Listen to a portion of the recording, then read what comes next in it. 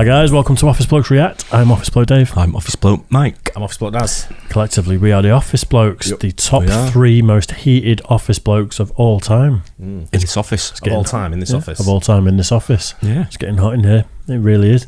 Right then, we are the Office Blokes and we're trying to get to 200,000 subs. So if you're not subscribed, pop down there, do a little subscribe for us. It means the world to us. Free. It does. It's free. Yeah. Easy. Right, top 10 most heated sports interviews of all time. Who's going to be on it? Mike Tyson. Mike Tyson. Gotta be, hasn't he? I think other people as well. People like, ones that get all bent out of shape is people like Floyd Mayweather. Yeah. Isn't Jordan, wasn't Conor McGregor known for that? Conor McGregor, yeah, definitely Conor McGregor. Yeah. Michael Jordan though, was known for that, wasn't he? Oh, I don't know.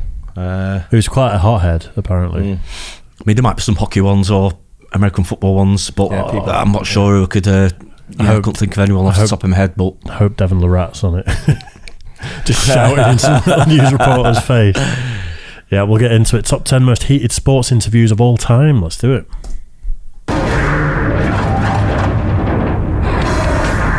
How am I not found the best fighter in the world? You tell me. Because you're retired? You got full credit for both of those wins, Floyd. That's why you became a superstar. No, I did not. Yes, you did. No, sure I did you not. did. From me, I gave you full credit. If you're talking to me now, I gave you full credit for that. Am I going to speak my piece or not? Am I going to speak my piece or not? Go ahead. Okay, because you want to interview me. I ain't interviewing you. You want to talk to me. I don't worry about talking to you. You want to talk to me. Go ahead. I'm waiting on you. Coach says that you have... I mean, I want to see your face when you ask. You know what I was going to say? It's Michael Strahan. Oh, I don't know him. Yeah, he was played for the New York Giants. Ah, right, okay. He's got a decent sized gap between those teeth, hasn't he? He does a lot of punditry as well. Does he? Yeah. Go ahead. I'm waiting on you. Coach says that you have... I mean, I want to see your face when you asking this question and the way you're going to ask it. Look a man in the eye before you try to kill him or make up something. Look me in the eye. I read papers every day. I read you guys every day. And you know the difference between me reading your papers now and me reading your papers 10 years ago is that now I know when I read it. 10 years ago, I didn't know when I read it. Fair play to him. I can sit here and tell you for an hour, you wouldn't understand. Because you've never played, you've never been an athlete before in your life. Yes, I have. No, you haven't. Yes, I have. On what level? Football player. On what level?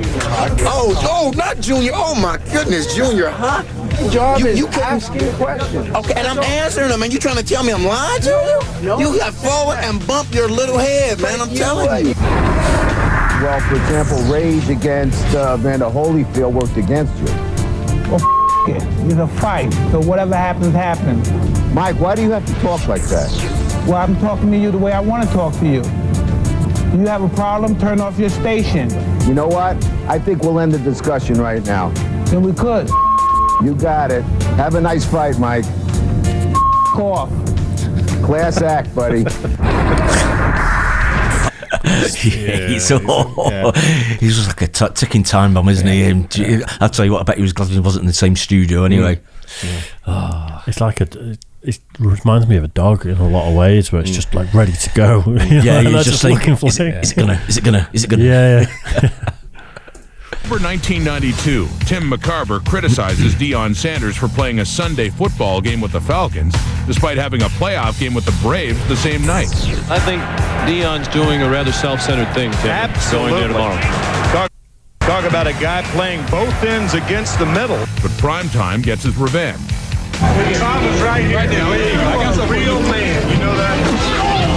You are a real man, Deion. I'll say that. I told you to leave me alone, didn't I? Was I nice to you? Shove that mic up your as far as you can stick it. Make you move, bud. Because I'll hurt you. Whatever, you take it as you see. It's just, like the homeboy said back home, we just chilling. Make you move. I guess that's what I'm saying, Brooksy.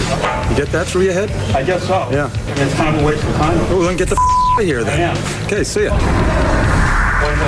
I make a lot more than that. You do? Yeah. My best advice to you? Yeah. Shut up. Thank you. You're welcome. Appreciate it. You're welcome. It's very polite. No, it wasn't playing. I like how you shut up. This is if you want to talk to me outside, I'm more than happy to talk to you. We talk about basketball. These guys covered this stuff, I wouldn't have to do it. Will you please? Quite frankly, we bring in $12 million to the university. Nothing to do with state funds. We make $12 million a year for this university. Get some facts and come back and see me. some of these are quite quick, aren't they? Without the context and knowing who they are. But that's what you want. You don't want the shit that goes on. Maybe you just want to know what got said. Yeah. Why, straight to the point. Not ask why they're angry. I just want to see them angry. Oh yeah, but like with Mike Tyson, for example, we kind of know his personality a bit, don't we? Yeah. Oh, absolutely. Deion Sanders, we were talking about him a few weeks ago. We were watching something and I said, I think I mentioned he was a bit of a character. And I forgot he played baseball as well. Played MLB baseball and American football. Wow. Yeah. In the NFL. That's some growing up. So That's a pretty impressive. talented guy doing both. Played the same day. Next day. Yeah. Was it next day, was it? Yeah. Fair play to him.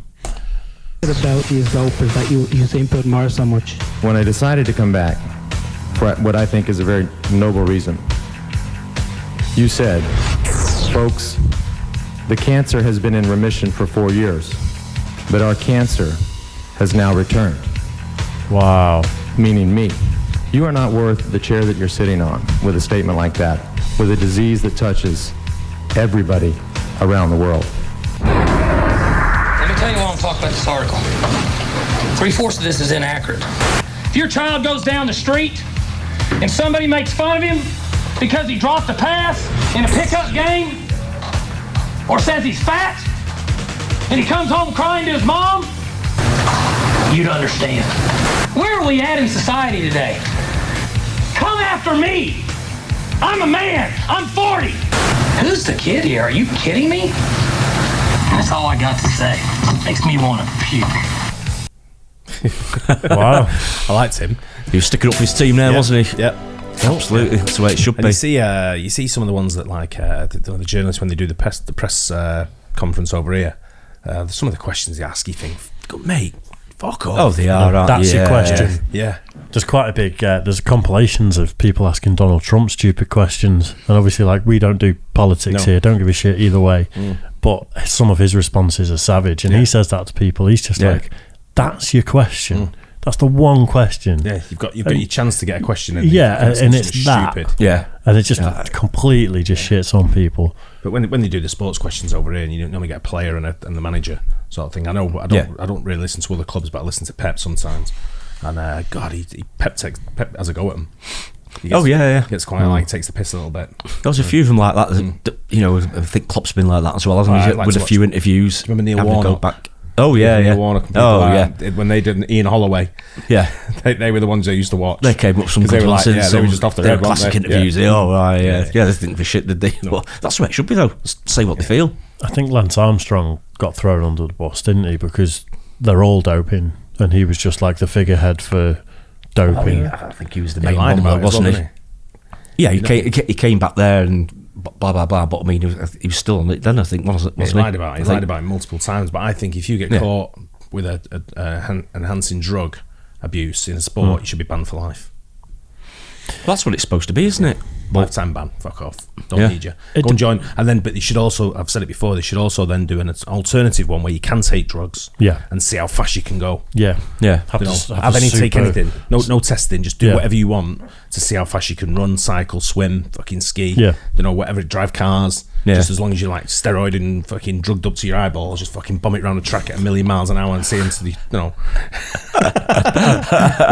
I think from what I've heard with cycling, though, it's endemic. Like, everyone's doing it. Yeah. So, to come down hard on one guy while everyone else is doped as well, and he becomes the spokesperson, the disgraced one. I think other people have been caught before, but I think it's because he was the most successful cyclist ever, wasn't he? I think he won more than Eddie Merckx and all the others. He won about seven Tour de France or something like that. At the same time, fuck cycling, as Patrice O'Neill would say, it's fucking grim sport. It's not even a sport. As a spectacle, I mean, even indoor ones aren't particularly great, but I mean, like Tour de France and that, it's just like, well, for me, it's just monotonous. It's just like not sport. It's something you can train to be good at. Mm-hmm. If you're cycling to the shop to go and pick up your newspaper or whatever, more power to you. But if enough. you're wearing lycra and getting in my way, I saw a guy the other day. He's on his bike. He's got a proper nice bike. Obviously, he's paid a lot of money for his bike, and he's cycling like on the inside of me, so I can see him in the mirror. Anyway, he goes past me, but he's fucking got one of them helmets that go to a point at the back. I'm like, you should have heard some of the stuff I was shouting. Did he yank the back of it? I was just like, piss off, ponytail. What are you doing? You're on Manchester Road here. Right? Oh, what's he thinking of? I get, as soon as the sun comes out near me, loads of it. I can imagine. It's all country lanes and stuff. Lycra City. Yeah, but 60-mile-an-hour roads, and then suddenly you've got like 8 guys that are all alongside each other in a fucking peloton in a fucking race. I know. You're going about 5 mile an hour. They get a lot of satisfaction of knowing that you're behind them, and they just pretend they don't notice you. Well, that one day, when I'm not in my car, I'm in someone else's, I'm going to fucking ride over them. Do you want to borrow my car? Yeah, get your ladders out, do a turn and fucking clothesline them with the ladders on the top. Park sideways and extend the ladders. We digressed there a little bit, didn't we? Just a bit, Turned into an angry interview. Anyway, hope you guys enjoyed that. Don't forget to like and subscribe, hit the bell, and we'll catch you on the next one. Cheers, guys.